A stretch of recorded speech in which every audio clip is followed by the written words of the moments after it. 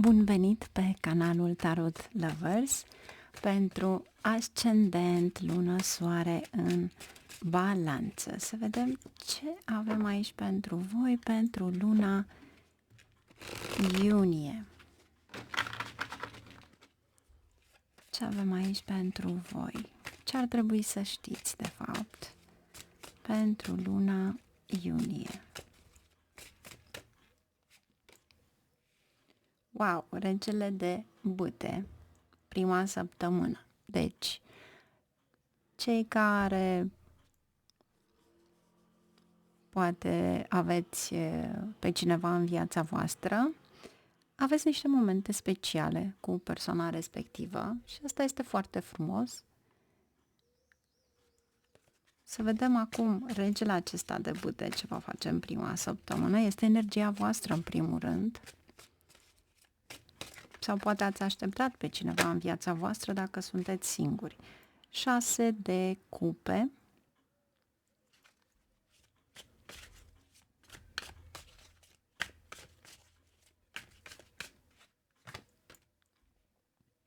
Pajul de cupe. Și în ultima săptămână 9 de cupe. Extraordinar. Care sunt dorințele voastre? Deci, posibil ca în această perioadă măcar o dorință din câte aveți să se îndeplinească. Iar aici avem 8 de monede. Ce specializare, nu v-ați hotărât, asul de monede.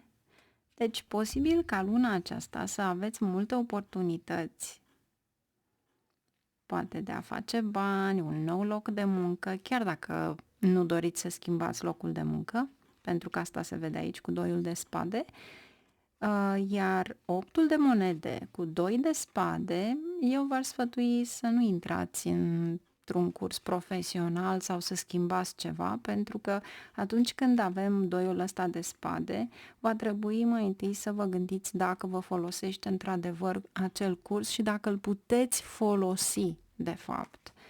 Adică mai bine să nu cheltuiți. Să vedem acum ce avem aici pentru voi și cum clarificăm acest rege de bâte în prima săptămână, dar cu siguranță vă stimulează creativitate, rafinament, frumusețe, pentru că e o energie de foc. Poate chiar ești îndreptat către acea ceva. Să vedem ce avem aici. Împăratul, steaua. De obicei, noi spunem că o renaștere, o mare oportunitate a stelei este atunci când renaști pentru tine, da? Poate fi o nouă oportunitate în viața ta. Împăratul, fie tu ești propriul tău șef, fie este cineva care ar fi șeful tău sau un om important în viața ta. Cei care aveți de-a face cu politica, să știți că împăratul cu regele de bâte vă dă o popularitate extraordinar de mare, respect, recunoaștere, ceva care acum s-a schimbat în favoarea voastră. Cu steaua, în schimb, steaua strălucește și întotdeauna când vă gândiți la un star, Hollywood, deci cel mai bun actor, să vă gândiți la o stea. Steaua aceea, de fapt, este Venus, chiar dacă steaua este semnul vărsătorului și este guvernat de Saturn. Dar, în aceeași măsură, steaua aceea, devii o stea, strălucești, datorită lui Venus. Deci, poate unii dintre voi sunteți înclinați către artă, cosmetice, modă, experiențe luxoase, pentru că aveți de-a face cu împăratul, și atunci înseamnă că pentru voi, din prima săptămână, lucrurile încep să meargă bine, să se vadă ceva bun în viața voastră sau, mai bine zis, să câștigați un prestigiu, faimă, în cercurile sociale. Și, bineînțeles, și ceva cu oameni importanți. Să vedem aici, iar Steaua are de-a face cu proiecte străine pentru unii dintre voi, pentru că Vărsătorul ține de casa a 11-a și atunci poate aveți niște relații cu așa ceva sau poate folosiți media, cei care lucrați. Să nu uităm că aveți 9 de cupe, ultima săptămână a lui iunie, iar casa 11 este casa dorințelor. Deci, poate că într-adevăr e bine să vă faceți o dorință și să vă axați pe acea dorință pentru a o manifesta. 6 de cupe. Din nou, creativitate și recunoaștere. Este extraordinar de frumos. Deci, efectiv, roata. Un noroc neașteptat. Oportunități care vin, care vă promit ceva pentru voi. Deci, deja din a doua săptămână apare ceva extraordinar de frumos care vă modelează, să-i zicem, săptămâna respectivă pentru a merge mai departe cu pajul de cupe. De ce? Se repetă deja pajul de cupe. Aici este succesul vostru, iar aici avem iarăși pajul de cupe datorită creativității. Ceea ce faci, ceea ce promovezi. Și cu siguranță va crește și salariul vostru, venitul vostru, pentru că aveți aici 8-ul acesta de monede. Este bine să vă folosiți de acel 8 de monede ca o investiție în a promova ceva.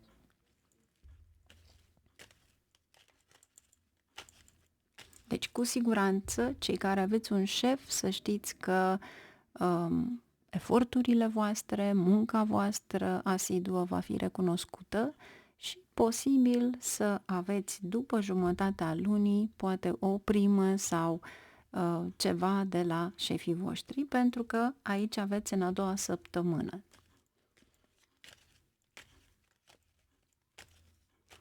Ce avem aici cu pajul de cupe în a treia săptămână? Wow!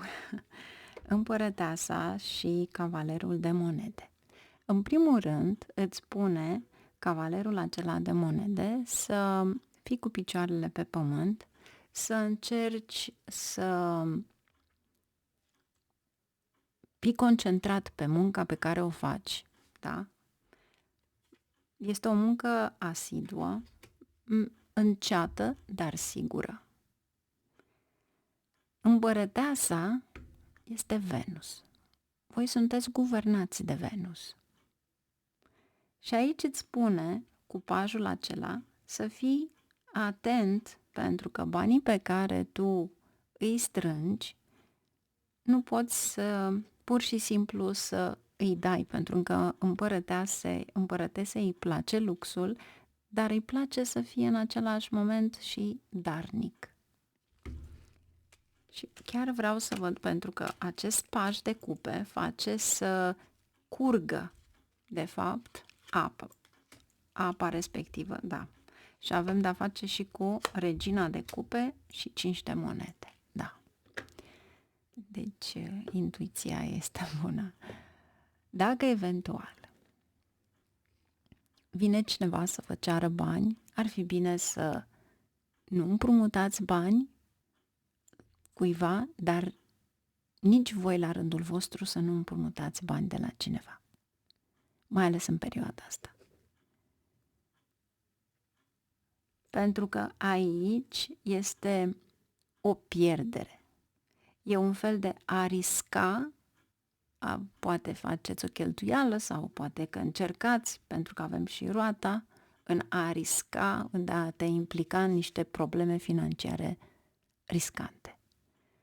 Dar ceea ce sfătuiesc eu, ceea ce văd eu aici, este nu este potrivit pentru voi să faceți niște investiții riscante Și nu este potrivit pentru voi nici ceva ce ține de imobiliare, pământ. Sau să speculați ceva pentru că aveți roata. Deci nu este momentul acum.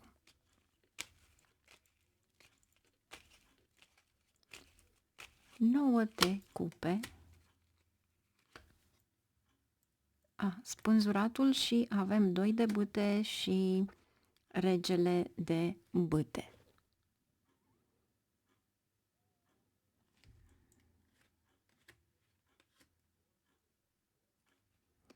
În primul rând, nu împărtășiți ideile pe care le aveți cu altcineva, pentru că vă va fura ideea și va fi altcineva care va câștiga bani. 3 de spade, 8 de bâte.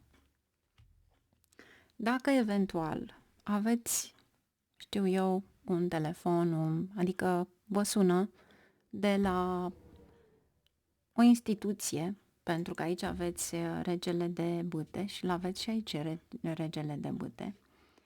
Treiul acesta de spade sunt documente sau poate că sunteți sunați pentru a confirma o iscălitură. Nu faceți absolut nimic online. Pentru că aici este o informație care vă face să pierdeți bani. Deci, fie dați cuiva contul bancar, fie faceți o investiție rapidă, fără să vă dați seama, și aici sunt niște pierderi financiare. Noul acela de cupe este extraordinar de bun atunci când te axezi într-adevăr pe o dorință. Vrei să să faci ceva în media în care să aduci publicul la tine, consumatorii sau clienții, tot ce ține de munca ta. În momentul în care ai făcut public ceva care este la nivel personal, o informație, atunci nu mai poți controla. Deci fiți atenți, chiar dacă veți cumpăra ceva, fiți foarte atenți, pentru că treiul ăla de spade asta ne spune. E ca și cum am o mare dorință să merg să cumpăr acel lucru, merg online și ceva se întâmplă cu cardul meu, dar de fapt, dacă vedeți că pur și simplu nu vă lasă să plătiți, nu insistați, pentru că poate fi ceva acolo care poate trebuie evitat. Plus treiul acela de spade este un stres temporar, pentru că aveți și 8 de bâte, adică trece foarte repede. Iar regina de cupe și împărăteasa, poate unii dintre voi și mai ales cu pajii aceștia o nouă iubire, cei care v-ați îndrăgostiți, nu vă grăbiți să intrați într-o relație serioasă, pentru că asta mi arată aici, iar cei care sunteți deja căsătoriți, treceți printr-o fază în care poate aveți niște discuții, având în vedere că avem și împăratul berbec. Împăratul semnifică semnul berbecului, deci înseamnă că Marte își face treaba, adică se implică certuri sau pur și simplu neînțelegeri. Dar lăsați pe măsură pentru că se vor liniști spiritele. 8-ul acesta de monede, 7 de monede, iar aici avem magicianul. Îndrăgostiții. Poate unii dintre voi așteptați un mesaj de la cineva sau poate chiar aveți o persoană nouă în viața voastră. Noul acela de spade, din nou, este un stres temporar, iar magicianul vă spune să aveți încredere, pentru că în momentul acesta, dacă nu vorbiți cu cineva, nu aveți noutăți, vor fi noutățile respective. Iar aici, din nou, vi se spune să nu faceți, să nu investiți în ceva în care nu veți câștiga, din contră veți pierde. Pentru că monedele, 7 de monede, îți arată că de fapt ai investit 8 de monede, da? Timpul respectiv, banii, ce ai făcut pe un curs anume și ai câștigat 7. Deci, gândiți-vă foarte bine la ce vreți voi să faceți, dacă vreți să faceți o investiție, dacă nu, posibil să vină niște oportunități prin care fie este un al doilea job, fie ceva la care chiar aveți șansa să câștigați mai mulți bănuți. Să vedem aici ce avem pentru voi. 2 de primăvară. Aici este manifestarea viitorului prin muncă asiduă, creativitate din nou. Aveți un progres extraordinar de frumos în această lună. Și împărăteasa, voi sunteți cei care vă faceți destinul acum. Aveți de 2 ori împărăteasa. Deci este timpul să înceapă acțiunea, pentru că aici aveți un succes extraordinar de frumos și poate că unii dintre voi, nu spun toată lumea, poate nu rezonează toată lumea, dar unii dintre voi să știți că veți începe să faceți curat în casă, să renovați ceva, pentru că Venus are de-a face și cu luxul din casă și poate că faceți niște schimbări în casă. V-aș ruga să vă abțineți de la exuberanță, pentru că 5-ul acela de monede va cheltui extraordinar de mult. Cu acestea fiind, eu vă doresc o lună frumoasă, numai bine, la revedere și vă aștept cu mare drag la horoscopul pentru luna iunie pe canalul Astro Vedic. Numai bine, la revedere!